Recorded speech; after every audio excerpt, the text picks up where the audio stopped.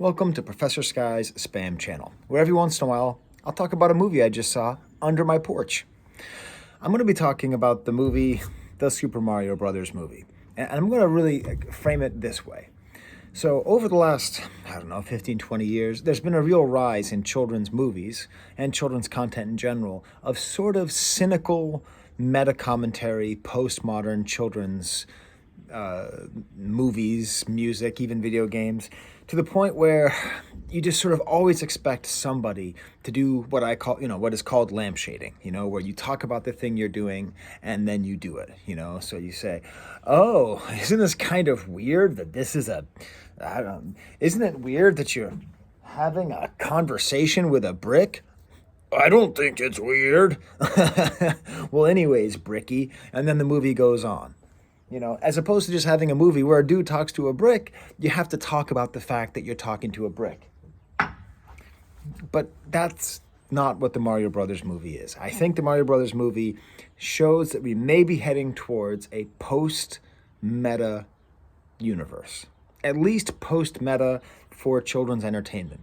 Perhaps the collapsing Marvel universe and the impending collapse of the DC universe with these multiverses, which are reaching a sort of peak amount of meta commentary last year with the Matrix and the Ghostbusters and all these reboots and remakes and requels and all that. There's a sort of like feeling that pop culture is being crushed under the weight of this hyper postmodernism. And I'm happy that it is, because there's a limit. This needs to go in cycles. We can't be in this cynical, lampshady world forever. And this movie just totally does that. So, first of all, I'll just tell you the best way to go to the movie. The best way to go see Mario Brothers. First of all, see it a matinee. I just went. Took my, took the kids, took a friend of the family. It was awesome. We went and we were definitely the only people there, not with little kids, but it's fun hearing the sounds and, being reminded of how great it is to be in a theater with kids and stuff. And the other thing you do is when you go to the movie theater, you listen to dubstep remixes of Mario songs. I know that sounds cheesy, but make yourself a playlist on YouTube. Just have fun with it. Just drive. The best movie experience I ever had was going to go see the movie Mortal Kombat, or one of the best. And I just had the Mortal Kombat soundtrack, and I was just blasting it in my car all the way into Boston, just kind of get into it, And then you're going to see this movie. Now, what's interesting is, I'm talking about this post-meta era when there's 3 trailers before the movie. Each one of them is pretty interesting. Each one of them had a bizarre ending. So these trailers are set up in a certain way where they appeal to kids, and then at the very end, they smack you with something really adult. Okay? I don't know if this is a new trend or whatever, but there's this thing about Migration, which is a movie about ducks. I like ducks, both eating them and looking at them. And it sort of ends with this sort of real existential thing about, like, we're all going to die. That's not a kid's movie thing, like characters saying they're going to die. And the next trailer was the Barbie movie, which maybe I'm speaking too soon about the postmodern age. We're going to see what happens with that.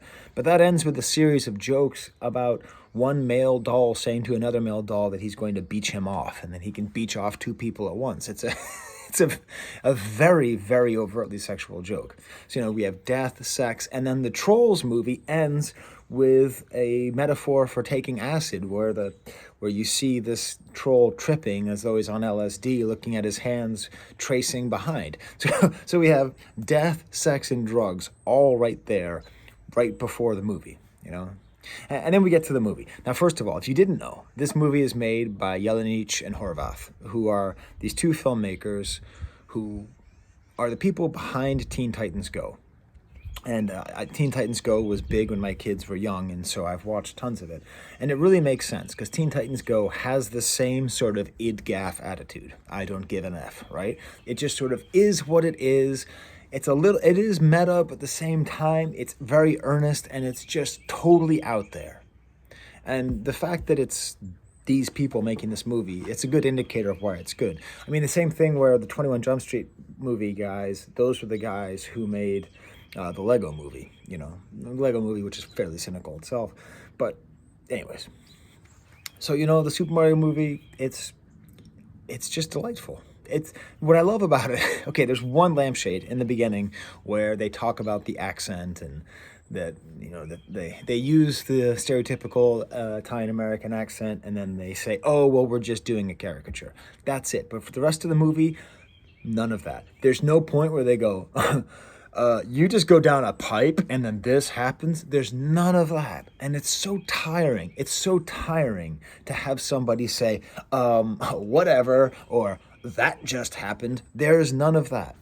There's a very strong female character, Princess Peach, who is not laborious at all. She doesn't, there's no mention of girl power just because she's a powerful girl. In a way, it's almost like the feminist revolution has succeeded and we have a strong female character that does not need to integrate its femaleness into its personality, right? It's just great. It's just great. It's so much fun. And and the attitude that I think they must have had, I think the film directors must have thought about it. They must have sat there and been like, okay, what are we going to do? How are we going to explain all this? How are we going to... Just do it. Just, I don't know. They go in the pipe. They go in the pipe. They hit the thing and they get the power up. We don't need to explain anything.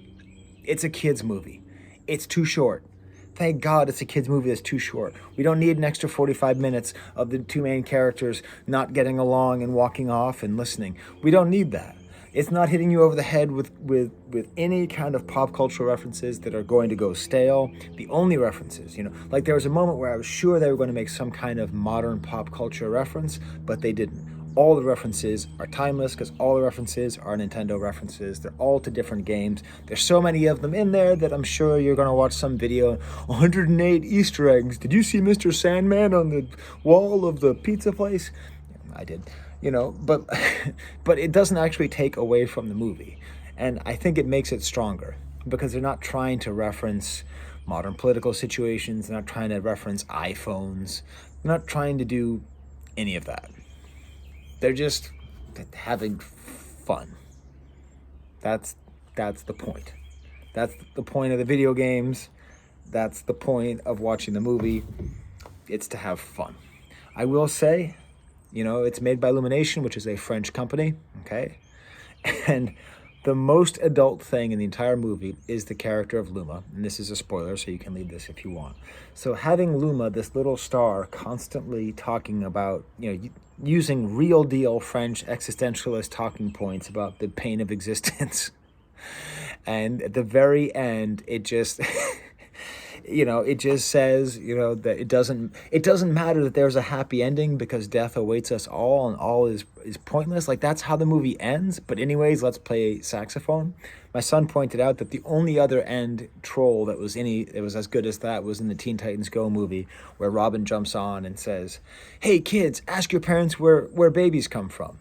If we can't take these together." Yelenich and Horvath are like, they're like, with these little stingers, they're making sure that kids come to face with these deep themes of our inevitable death and of sexuality, which is great. We should have that in our children's movies. Kids need to grow up. Kids need to learn. Kids need to think about these things. They can't be protected forever. I'm not saying make like hardcore pornography. I even think that the beach off is a little bit too much in the Barbie movie. But this kind of stuff, I don't know. All right, so there's my thoughts. Did you see the Mario movie?